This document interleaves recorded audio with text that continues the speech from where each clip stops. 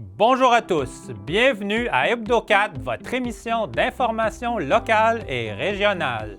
Voici le contenu de notre édition du 24 mai. Le Salon des aînés Rocher-Percé le 4 juin, une journée à ne pas manquer.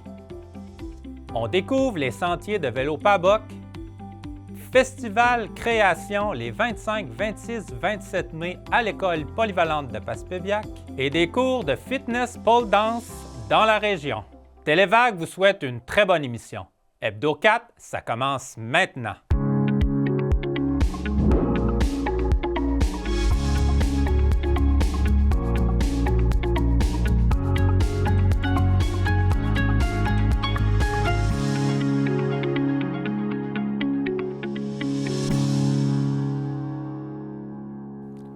Le 4 juin prochain, la MRC du Rocher-Percé tiendra son Salon des aînés. Un événement consacré au bien-être, à l'information et au rapprochement des personnes aînées de la région. Cette journée se veut également une occasion privilégiée de rencontres, d'échanges et de valorisation du rôle essentiel des aînés dans notre communauté. Ça va bien, Marie-Claude? Oui, ça va bien, merci. Oui.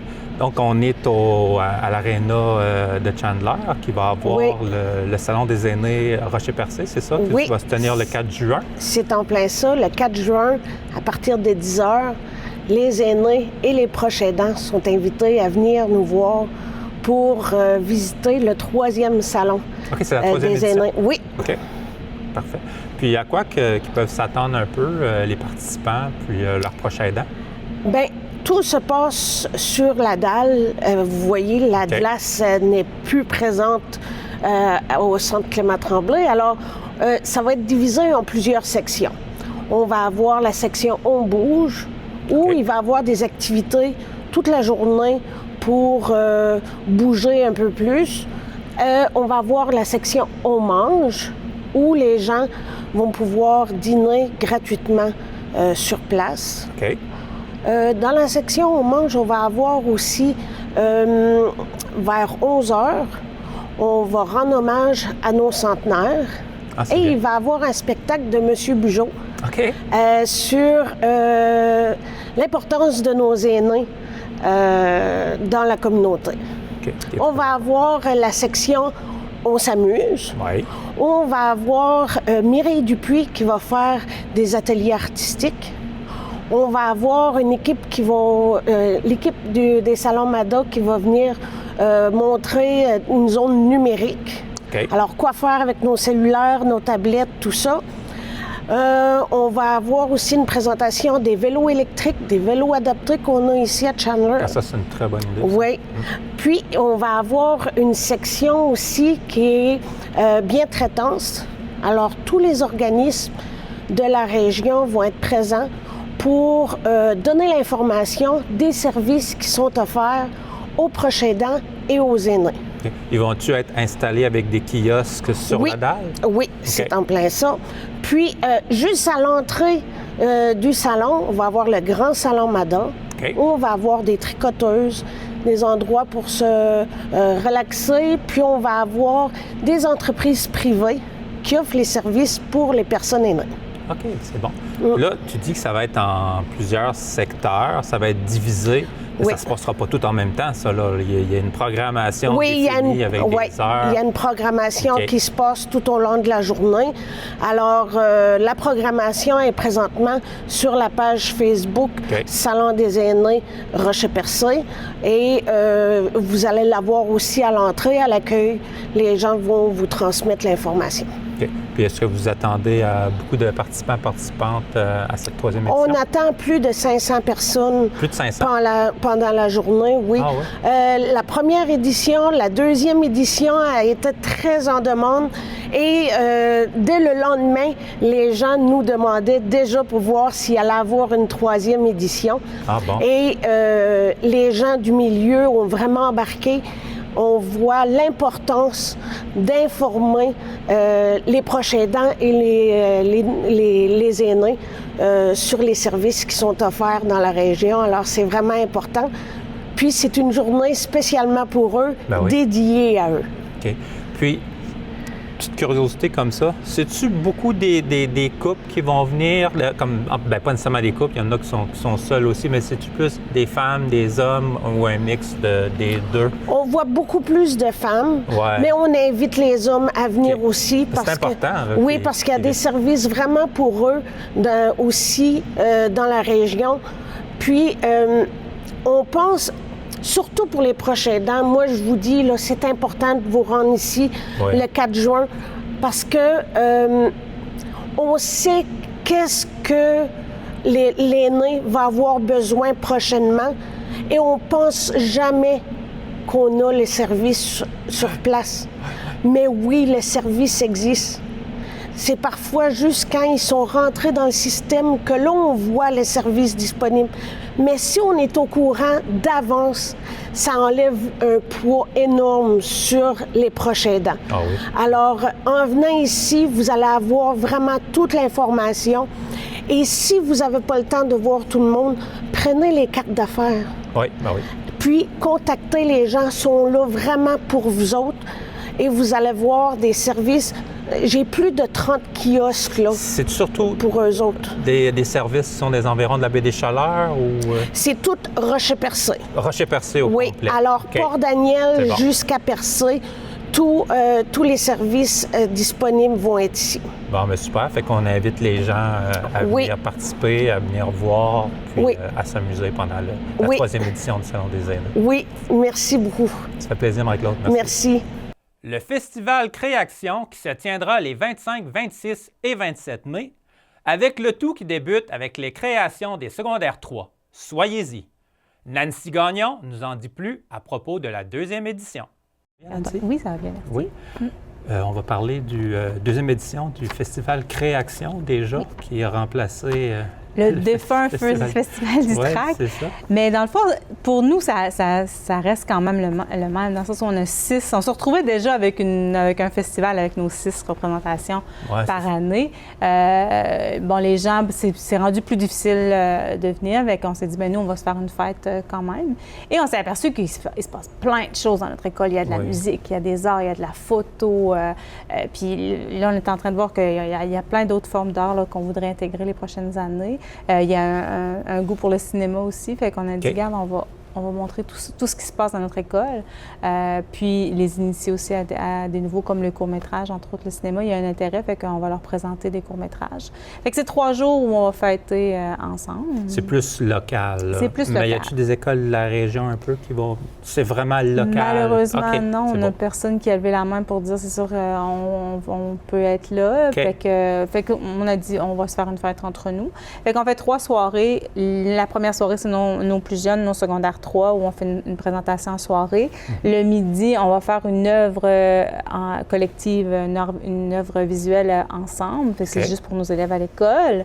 Et tous les soirs, les 3 soirs qu'on va présenter, on a des musiciens qui vont être sur place pendant l'entracte parce que ça prend comme 20-30 minutes s'installer parce qu'on présente 2 pièces par soir. Les musiciens qui sont à l'école? Des étudiants. Puis en même temps, il y a une exposition des œuvres des étudiants en arts visuels et une exposition du club de photo. Aussi. Fait que les gens vont pouvoir ça. Puis il y aura aussi le projet humanitaire qui va vendre slush, popcorn, tout ça. Fait que c'est vraiment une fête pour notre école. Tout le monde met l'épaule à la roue. Le 2e soir, le 26, c'est les secondaires 4 et le 3e soir, c'est les secondaires 5, le 27. Les activités du soir du midi, le mardi, on va avoir du cinéma court-métrage. Donc, Charles Parizeau nous a fait une sélection de films intéressants. Fait qu'on va popcorn et tout ça, on va leur montrer ça. Vous allez présenter ça à toutes les jeunes? À toute l'école. C'est ouvert sur l'heure du midi, ceux qui le désirent. Là, Puis la dernière activité, ce sera une activité d'improvisation où c'est le coach. Cette année, on a un coach qui s'appelle Kaël Chapu qui va jouer contre son équipe. Fait que ça va être comme un match spécial, comme on a déjà vu. Fait qu'on se lance ce petit défi-là pendant ces 3 jours-là. Fait que c'est un rendez-vous, puis c'est le fun. Les jeunes passent la journée avec nous. C'est quand c'est les secondaires 3, ils restent après l'école, on mange ensemble. Il y a quelqu'un qui va venir les maquiller, tout ça. Fait qu'on en fait un événement spécial. Fait que ça nous permet à nous d'être des enseignantes et non organisateurs avec 3000 chapeaux. C'est ça, fait que ça, on aime bien ça, moi et ça Mme crée Valérie, des liens là. aussi entre les jeunes puis entre les professeurs. C'est vraiment bien. C'est vraiment ça. bien Puis les gens, bien, ils sont au rendez-vous de toute façon. Ils viennent voir les pièces. Les billets sont en vente à la porte au coût de 10 $ OK. Puis on a un passeport pour les 3 soirées, seulement pour les étudiants, par exemple, que tu sois à l'université, au cégep ou à la poly, c'est 15 $ pour les 3 soirs. Fait que c'est comme un 50 % de rabais, là. Fait que ça vaut la peine de venir. On invite les gens à venir nous voir tous les soirs à 19h25, 26, 27 mai. Absolument. Puis là, si j'ai bien compris, pendant le jour, c'est vraiment seulement les étudiants de la polyvalente qui viennent. Puis il n'y a pas de pièce qui est présentée, hein? C'est ça? C'est le soir, c'est les le pièces. soir. Fait qu'on fait vraiment un événement le soir. Mais c'est pour ça qu'on sait qu'il y en a qui habitent un peu loin. Là, fait on essaie de faire des affaires le midi là, pour pouvoir les intégrer un peu. Là, mais tout le monde est invité à venir le soir. OK. Fait que le soir, c'est ouvert au public. Au public en général, oui. Il y a seulement les midis, c'est que pour les élèves de la polyvalente. Bon, bien, c'est super. Fait que je t'en remercie beaucoup. Merci Ça beaucoup. donne l'information. Merci. Avec leur parcours en pleine nature, les sentiers PABOC sont appelés à devenir un incontournable de la région. Et qui de mieux placé que Stéphane Clavet pour nous en parler? Les amateurs de vélo de montagne sont de plus en plus nombreux à découvrir les sentiers Vélo PABOC. Pour en apprendre davantage sur l'historique du projet et les plans pour l'avenir, je me suis entretenu avec Stéphane Clavet à sa boutique de sport de Chandler. Ça a parti comment? Tu sais, avec mon club, il y a plusieurs années, mon club, je commence ma 29e saison, on roule sur les terrains de tout le monde, puis des fois, ben, on a des parents-enfants. Oui. Puis des fois, j'avais des parents qui me demandaient, parce qu'on roule le lundi puis le mercredi, dans ces années-là, on roulait le lundi et le mercredi. Puis il y a des parents qui auraient aimé aller le jeudi, mettons, ou le dimanche. Oh, oui. Mais on est tous sur du terrain, il faut que tu connais les trails. Si tu les connais pas, ben, ils demandaient de mettre des rubans. On peut-tu mettre un ruban ici pour pouvoir s'orienter, puis tout ça? Ben, si on commence à mettre des rubans, ça se peut que le propriétaire du terrain, il voit qu'on a mis des rubans, puis il se demande bien pourquoi. Oui, puis il n'aime pas ça. Hein. Puis il n'aime pas ça, puis ça se peut qu'il nous barre là. Fait que moi, je n'en mettrais pas de ruban. On passe, on dit pas un mot, puis on passe, regarde. Là. C'est les terrains de tout le monde, mais jamais personne qui nous a arrêtés. On a roulé dans des terrains, des pistes des 4 roues, des grands chemins forestiers, un peu à l'entour d'ici, mais après ça, tu te poses la question, tu te demandes, ça leur prendrait un parc. Ça me prendrait un terrain, en fait. J'ai pas de terrain. Il y avait Francis qui était à la base plein air, puis moi, je suis allé voir la ville, puis j'ai demandé à la ville, donne-moi de l'argent, puis tu vas voir que je suis capable de te construire quelque chose. Ça se faire de quoi de beau, de fun. Fait que la ville, ça avait mis comme projet de 5000 pièces. OK.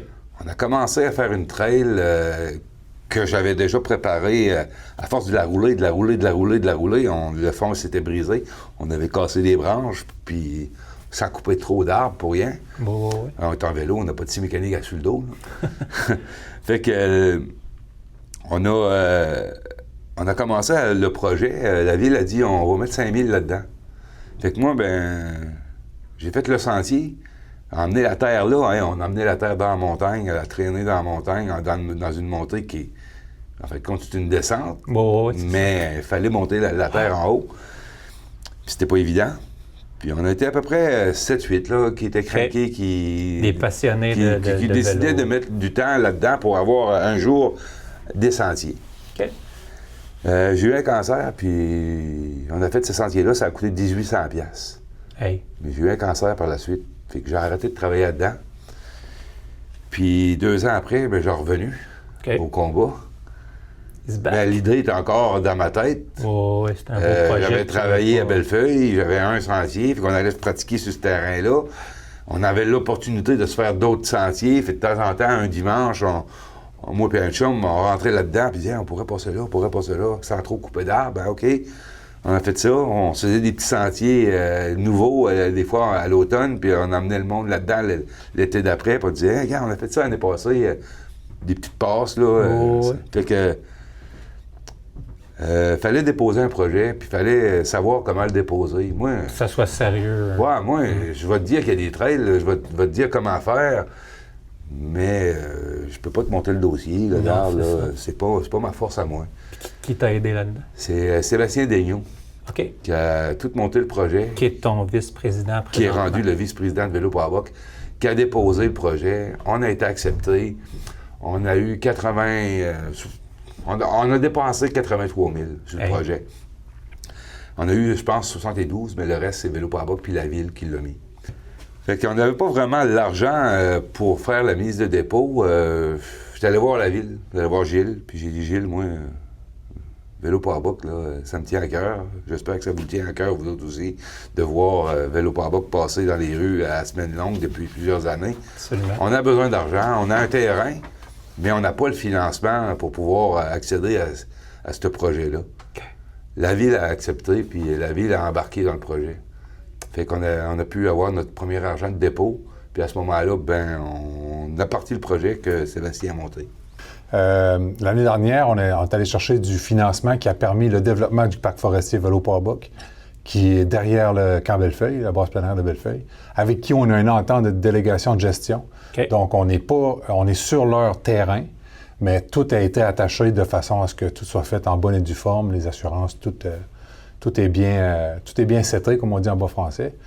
On est allé chercher un bon financement pour développer le parc, oui. Les circuits qui s'adressent à tout type de clientèle. On a parlé de la population locale, mais aussi pour les visiteurs, les touristes éventuellement, avec un peu de publicité. Puis là, on vient tout juste de déposer une nouvelle demande de financement dans l'appel à projet Tourisme plein air de la MRC Rocher-Percé. Puis, comme Stéphane l'évoquait tantôt, dans le fond, ce projet-là, c'est pour installer des facilités pour les usagers. Donc, on va avoir 1 ou 2 gazebos avec des tables de pique-nique, des poubelles là, qui sont capables de résister aux intempéries. Et puis, aussi, on va avoir des toilettes sèches. Ça aussi, c'est une facilité qui peut être très appréciée parce que même si on est près de la base plein air, on veut quand même avoir des activités qui sont indépendantes. Là, oui. On ne veut pas que les usagers de vélo de montagne viennent sur le terrain de la base plein air parce que c'est quand même quelque chose, c'est 2 choses distinctes. Okay. Donc, toilettes sèches, gazebo, facilité, table de pique-nique, tout ça, c'est pour rendre les lieux, pour faciliter la pratique plus agréable, plus conviviale. On va aussi installer un système de caméras de sécurité parce que on voudrait éviter que ça soit des cibles de vandalisme, tout ça. Oui. Ça fait que ça va être très bien indiqué que souriez, vous êtes filmé. Donc, c'est ça, la prochaine étape. On vient de déposer à l'appel à projet de la MRC Rocher-Percé, fait qu'on est en attente d'une réponse. Puis, dès qu'on reçoit une réponse positive, on va y aller de l'avant. On va passer les commandes. Puis, okay. Ça pourrait commencer à se développer cet été. Ah oui, OK. Ouais. Je crois que je me suis informé à la MRC Rocher-Percé, puis on a jusqu'au 31 décembre 2027 pour terminer le projet. Okay. Donc, une fois qu'on a le financement, on n'est pas obligé de se précipiter pour faire le projet, mais c'est sûr que mieux vaut plus tôt possible quand même. Surtout que s'il y a d'autres appels à projet dans les années qui vont venir, on va être capable de déposer aussi parce qu'on veut quand même que le parc puisse prendre sa place au bénéfice de la population locale, mais aussi, on voudrait que ça devienne aussi un spot touristique là, pour les maniaques qui viennent en Gaspésie faire du vélo de montagne. Bien, ils vont être capables de voir qu'on a une offre complémentaire au vélo de montagne, puis c'est les circuits de vélo de cross-country. Okay, comme ça va se parler, puis il y a vraiment une belle place. Surtout sur l'application Trailforks, qu'on voudrait être capable d'apparaître sur cette application-là, qui est à peu près tous les maniaques des vélos de montagne ont cette application-là sur leur téléphone. Fait qu'ils vont être capables de repérer, là, en planifiant leur voyage, où est-ce qu'ils veulent s'arrêter pour pratiquer leur sport préféré. C'est ouvert à la population, mais la différence, c'est que moi, j'ai pensé aux enfants. Ça fait longtemps que je pense aux enfants. Tu feras le tour de la Gaspésie, puis tu vas voir qu'il n'y a pas vraiment de place pour les enfants, à part, je pense que c'est nous autres qui l'avons. Il y a New Richmond, oui, il y a Père-Rouge. Il y a Gaspé, Québec-Gervais, il y a Sainte-Anne-des-Monts, il y a Mordockville, il y a Carleton. Oui. Mais toutes ces places-là, il faut que tu montes le mont. Mais coup que tu as monté le mont, ton jeune, là, ça y prend 1 heure à monter le mont. Il va faire une descente, puis c'est fini, les scraps, là. À moins de s'amuser dans le petit parc en bas avec des jumps, mais faire du vélo, c'est pas juste faire des jumps. Non. Moi, j'ai un club de cross-country. Fait qu'on a développé un secteur de cross-country, mais aussi qui devient un peu enduro. On a du vert, qui est du débutant, on a du bleu, qui est de l'intermédiaire, puis on a un petit peu de noir. Mais Moi, je pense que du vert fait à pleine vitesse, ça peut devenir du noir. Là. Ben oui, absolument. C'est que, on a quelque chose de bien. Quelque chose de bien que la population, parents-enfants, commence à prendre de l'ampleur. À l'automne, on a fini la fabrication de ça. Puis il y avait le samedi, on n'est pas encore sur le trail fork là, pour pouvoir dire à tout le monde qu'on est là. Mais il y a déjà des gens de l'extérieur qui ont... J'ai arrivé sur le dessus du plateau parce qu'on est comme sur un... On a 2 montées de chaque côté. Oui. On a une plus facile puis une plus dure pour les plus téméraires. Ouais, c'est ça. Puis un cours rendu en haut, tu as toutes les descentes qui s'en vont vers le bas. Fait que tu peux laper ça facile. Fait que on était une trentaine en haut avec des jeunes, des enfants, des adultes. Oui, on a plein de nouvelles familles qui vont arriver là, qui vont pouvoir aller faire du vélo sécuritaire parce que c'est bien balisé, c'est bien indiqué. Il n'y a pas d'auto. Non, c'est ça. Fait que si tu frappes l'arbre, c'est pas lui qui t'a frappé, c'est toi qui as frappé l'arbre. C'est toi qui savais pas ce que tu faisais. Puis... Ben, il y a peut-être une perte de contrôle, Ouais. mais à ce moment-là, t'apprends. OK. T'apprends avec tes erreurs. Ouais, c'est ça. Fait que oui, on est un pied à terre. OK. Ben, c'est super. En tout cas, félicitations pour le beau projet. Là. C'est vraiment le fun. Puis ça apporte de quoi pour la jeunesse aussi dans la région. Ça leur fait un parc qu'ils peuvent aller pratiquer tous les autres jours de semaine, à part les soirées de vélo par bas qu'on vont venir avec moi, mais on ne sera pas tout le temps dans le parc. On fait d'autres choses que le parc parce que c'est fun le parc, mais il ne faut pas se tanner non plus. Là. Non, c'est ça. On veut le faire grandir aussi, le parc. Ouais, c'est ça. Je pense qu'on veut quelque chose qui va grandir, puis on veut pas que ça s'arrête là. Bon, ben parfait, Stéphane. Je souhaite du bien beau pour la suite, là, que ça continue de grandir, de fleurir, comme on dit. Merci, Simon. Des cours de fitness pole dance, ça vous intrigue? Il est maintenant possible d'en suivre avec Olena Kulik. Je suis allé la voir dans son atelier studio fitness. Olena Kulik, une artiste bien connue de la région, offre depuis quelques jours des cours de fitness pole dance. Le fitness pole dance n'est pas réservé qu'aux acrobates ou aux personnes ultrasportives. C'est une discipline inclusive, progressive et accessible qui s'adapte à chaque corps et chaque niveau. Je lui ai demandé quel était l'intérêt des gens jusqu'à présent. J'ai déjà 3 personnes qui sont Bon, c'est intéressées. bien. Donc, je commence mon premier cours samedi, cette semaine. Parfait. Et j'ai hâte de transmettre ma passion aux autres personnes. Okay. Toi, est-ce que ça fait longtemps que tu en fais? Au fond, j'ai découvert ça au mois de novembre Dernièrement?